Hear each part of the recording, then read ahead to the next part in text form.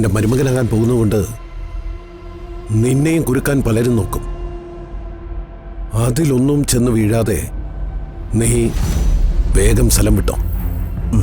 ഞാനേ അവളെ വിളിച്ച് പറഞ്ഞേക്കാം. ജോൺ എഫ് കെന്നഡി ഇന്റർനാഷണൽ എയർപോർട്ടിൽ അവൾ നിനക്ക് വേണ്ടി വെയിറ്റ് ചെയ്യും. വേണ്ട, എഴുന്നേക്കണ്ട. ഞാൻ മാപ്പ് ചോദിക്കുന്നേ അമ്മനി. അയ്യോ, അതിന് അവൻ എന്നെ ഉപദ്രവിച്ചതിന് ഏട്ടൻ എന്തിനാ മാപ്പ് പറയുന്നേ? വളർത്തു ദോഷത്തിന്. ഞാനല്ലേ ആ ജന്തുവിനെ വളർത്തിയത്. അങ്ങനെയാണെങ്കിൽ ഏട്ടൻ വളർത്തിയതല്ലേ ഈ ഋതുമോളെ. എന്തെങ്കിലും കുഴപ്പമുണ്ടോ? വളരെ കുട്ടിക്കാലം മുതല് ഏട്ടന്റെ കൂടെ കൂടി ഏട്ടന്റെ മാനസപുത്രനായി വളർന്നതല്ലേ നമ്മുടെ ഈ രാജു. അവന് വല്ല കുഴപ്പമുണ്ടോ? ഇത് ഏട്ടന്റെ വളർത്തുദോഷം കൊണ്ടൊന്നല്ല ഏട്ടാ. തെറ്റ് ചെയ്ത് ശരിയേതെന്ന് തിരിച്ചറിയാൻ അവൻ ഇപ്പോഴും പറ്റിയിട്ടില്ല. അവൻ ഇത്രയും വഷളായതിന്റെ ഏക കാരണക്കാരി ചേച്ചിയാ. അതിൽ യാതൊരു സംശയവുമില്ല.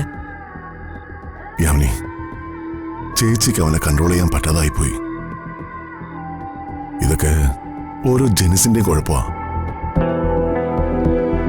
എന്തായാലും യാമിനി റെസ്റ്റ് എടുക്ക. രാജു സർ, യാമിനിയുടെ കഴുത്തിന് നീര് വന്നാ നിങ്ങൾ വെച്ചുകൊണ്ടിരിക്കരുത്. നീ ഹൃതികയും കൂടി ഇവളെ ഹോസ്പിറ്റലിൽ കൊണ്ടുപോകണം. ശരി സർ.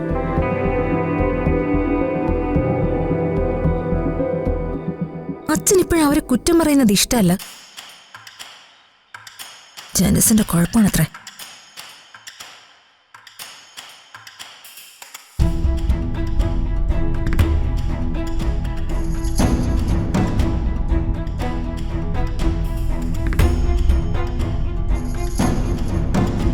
ചെന്നോളൂ. എടാ എടാ എടാ, എന്ത് ധൈര്യത്തിലാ നീ എന്നെ കാണാൻ വന്നേ? അവർക്ക് നിന്നെയും സംശയമുണ്ട്. ഞാൻ നിന്നെ ഇൻവോൾവ് ചെയ്യാതിരിക്കാൻ പരമാവധി പാടുപെടുകയാണ്. എനിക്കറിയാം അങ്കിൾ എനിക്ക് വേണ്ടി ഒരുപാട് കഷ്ടപ്പെടുന്നുണ്ടെന്ന്. പക്ഷേ കാണാതിരിക്കാൻ പറ്റുന്നില്ല. അതാ രണ്ടും കൽപ്പിച്ച് കയറി വന്നത്. വലിയ ഓഫീസേഴ്സ് ഒക്കെ വരുന്നതിന് മുമ്പ് നീ വേഗം പൊയ്ക്കോ, അല്ലെങ്കിൽ അന്വേഷണം നിന്റെ നേരെയും വരും. ഞാൻ പൊയ്ക്കോളാം. അതിനു മുമ്പ് എനിക്കൊരു കാര്യം പറയാനുണ്ടായിരുന്നു. പറഞ്ഞോ, എന്താ? ഞാൻ അമേരിക്കയിലേക്ക് പൊയ്ക്കോട്ടെ. എന്റെ മോളെ കാണാനാണോ? അതെ, പൊയ്ക്കോ. ഏതായാലും ഞങ്ങൾ നിങ്ങളുടെ കല്യാണം ഉറപ്പിച്ചു വെച്ചിരിക്കുകയല്ലേ. അവൾക്കും നിന്നെ കാണണമെന്ന് ആഗ്രഹം ഉണ്ടാവും. മാത്രമല്ല, ഈ അവസരത്തിൽ നീ ഇവിടുന്ന് മാറി നിൽക്കുന്നത് നല്ലതാണ്. നീ വരുന്നുള്ള കാര്യം ഞാൻ അവളെ വിളിച്ചറിയിച്ചേക്കാം. അങ്കിള് എന്നൊന്ന് അനുഗ്രഹിക്കണം. എന്റെ അനുഗ്രഹം എപ്പോഴും നിനക്കുണ്ടല്ലോ. God bless you. ദൈവം അനുഗ്രഹിക്കട്ടെ. ശരി അങ്കിളെ.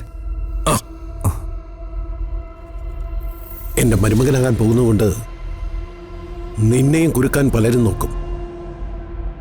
അതിലൊന്നും ചെന്ന് വീഴാതെ നീ വേഗം സ്ഥലം വിട്ടോ. ഞാനേ അവളെ വിളിച്ച് പറഞ്ഞേക്കാം.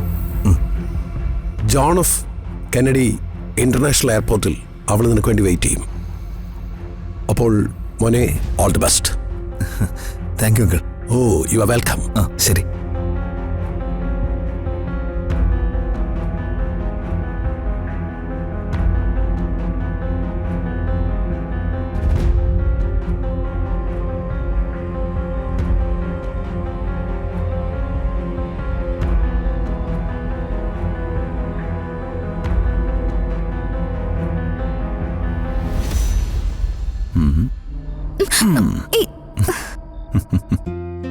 അങ്ങനെ വലിയൊരു ഭാരം വളരെ വിജയകരമായിട്ട് ഇറക്കി വെച്ചു. ഇപ്പോ സന്തോഷായി. എവിടെ സന്തോഷായി? ഇലക്ഷൻ തോത്തുവാരി, അക്കാര്യം ഓക്കെ. പക്ഷെ നമ്മുടെ ഭാരങ്ങളൊന്നും കഴിഞ്ഞിട്ടില്ല. അതിങ്ങനെ തലയിൽ ഇരിക്കുകയല്ലേ. കുരുക്കള് പലതും ഇങ്ങനെ മുറുകിക്കിടക്കുക. അത് ഓരോന്നോരോന്നായി അഴിച്ച് എല്ലാം പരിഹരിക്കണം. മൊത്തം പ്രോബ്ലംസ് അല്ലേ രാജു? എന്ത് പ്രോബ്ലംസ്? എന്ത് പ്രോബ്ലംസ് എന്നോ? രാജുനെല്ലാം നിസ്സാര. രാജു, ഏറ്റവും പ്രധാനപ്പെട്ട കാര്യമാണ് ജഗന്നാഥൻ അങ്കിൾ എവിടെയാണെന്ന് കണ്ടുപിടിക്കാന്നുള്ളത്. അത് ശരിയാ. പക്ഷേ അതാ അനന്തം പിള്ളയ്ക്കല്ലേ അറിയൂ. അതെ, അത് അയാളെ കൊണ്ട് പറയിപ്പിക്കണം. റിസ്ക് ആണ് ഋതു. അയാള് പറയൂ. എന്ത് റിസ്ക് ആണെങ്കിലും നമ്മളത് ഏറ്റെടുത്തേ പറ്റൂ. അയാളെ കൊണ്ട് എങ്ങനെ നമുക്കത് പറയിപ്പിക്കണം? എന്റെ രാജുവിന്റെ ജീവിതത്തിലെ പ്രധാനപ്പെട്ട ലക്ഷ്യം അതാ. തെറ്റിദ്ധാരണകൾ മാറി അച്ഛനും അമ്മയും ഒരുമിച്ച് ജീവിക്കണം. ഋതു ധൈര്യമായിട്ടിരിക്കെ. ഒരു സീറ്റ് പോലും കിട്ടില്ല എന്ന് പറഞ്ഞ് ഭയന്ന് നിന്ന ഒരു മുന്നണിയെയാണ് ദേ ഈ ഋതുവിന്റെ ഗീതോപദേശത്താല് 138 സീറ്റ് നേടിക്കൊടുത്ത് അധികാരത്തിലേക്ക് കൊണ്ടുവന്നില്ലേ? അതിലും വലിയ റിസ്ക് ഉണ്ടോ ഇതിനകത്ത്? നമ്മൾ നമ്മുടെ ലക്ഷ്യത്തില് വളരെ വിജയകരമായി എത്തിച്ചേരും. രാജു, ഇതൊക്കെ കൂടാതെ മറ്റൊരു പ്രശ്നം കൂടിയുണ്ട് നമ്മുടെ ജീവിതത്തില്. ഇനിയും ഉണ്ടോ? ശ്രീലക്ഷ്മിയുടെ തെറ്റിദ്ധാരണകൾ മാറണ്ടേ? അതൊരു പ്രശ്നമല്ലേ? എന്റെ അമ്മോ, എല്ലാവരുടെയും പ്രശ്നങ്ങളും സോൾവ് ചെയ്ത ശേഷം നമുക്കെപ്പോഴറിതു ഒന്ന് സ്വസ്ഥമായിട്ടിരിക്കാൻ കഴിയുന്ന? രാജു, നമ്മുടെ ലൈഫ് ഇങ്ങനെ ഒരുപാട് പ്രശ്നങ്ങൾക്കിടയിൽ ആയിപ്പോയല്ലേ? സോറി രാജു, ഞാനിങ്ങനെ ആയിപ്പോയി. ഈ പ്രോബ്ലംസ് വരുമ്പോ എനിക്ക് രാജുവിന്റെ അടുത്ത് ഇരിക്കാനോ മനസ്സ് തുറന്ന് സംസാരിക്കാനോ ഇപ്പൊ പറ്റുന്നില്ല.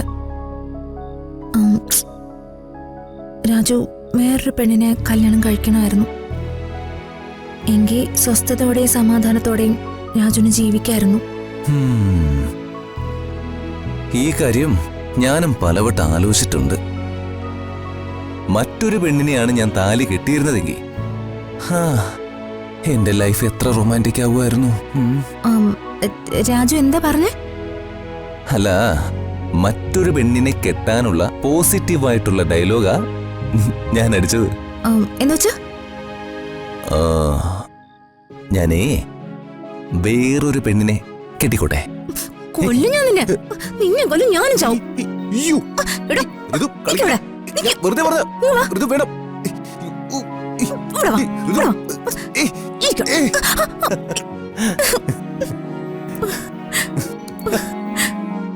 ഈ ഋതുമോളല്ലേ ഈ പാവൻ രാജുവിന്റെ ലോകം? രാജു, ആരുടെ വാരിയിലിൽ നിന്നാ ഹവ്വയെ സൃഷ്ടിച്ചത്? ഹവ്വയെ സൃഷ്ടിച്ചത് ആദാമിന്റെ മകൻ അബുവിന്റെ കൊച്ചുമകൻ ഹരീഫയുടെ വാരിയിൽ നിന്ന്. പക്ഷേ ഋതികയെ സൃഷ്ടിച്ചത് രാജുവിന്റെ ഒന്നാന്തരം വാരിയിൽ നിന്നാ.